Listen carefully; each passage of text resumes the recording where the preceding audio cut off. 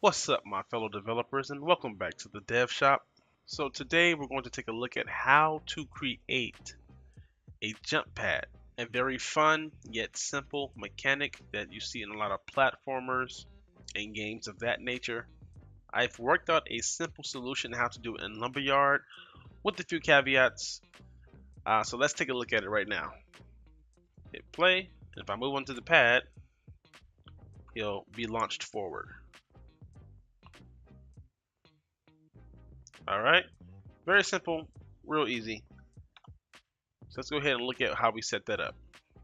Alright, so we just have a entity called jump pad. It has a trigger area, a box shape, and a strip canvas. And then it has a child entity called visual, which is basically the square cube, so you'll know where to stand, so to speak. So let's go ahead and look at our jump pad. Open up our script canvas, and this is it right here. So what we're doing is getting the on area entered. We are creating a variable called jump pad velocity. We're getting that variable, and then we're going to set the velocity of the entering entity, and we're going to set it to our jump pads vector 3. And this is where the caveat comes in. So modifying the velocity directly is something that's usually warranted against, especially from my old school Unity days. And even in Lumberyard, it's a little bit the same thing. So you have a constant movement once you set the velocity.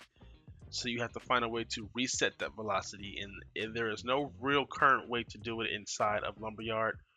But right now I'm using a delay, which is a guessing game, which is really depending on how long you stay in the air, so it doesn't look janky. So this is a hacky way of doing it, but for the tutorial it works, gives you guys an idea of the concept that we're going about, and then we'll clean it up later as Lumberyard progresses, as we find out how to do more things and more nodes are presented to us, or who knows, I might create my own to supplement what we need for the tutorials. But yeah, this is it. Real simple. So once you have that set up, make sure you set your variable to expose on component. Close that.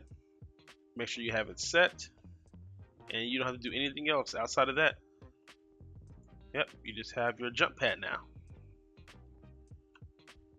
and you can turn it into a slice, spread it around your map, and now you have a functioning mechanic for jump pads. Add some sounds and some glow effects and all that stuff, material changes when you step on the pad, all that great stuff. So this was a really simple tutorial. Hope you guys enjoyed the video. If you have any questions or comments, let me know down below. Other than that, hope you guys are having a very dope day. Hope you guys are prospering in your projects, knocking out goals and mechanics and getting it to a playable state. And yeah, until next time, keep developing.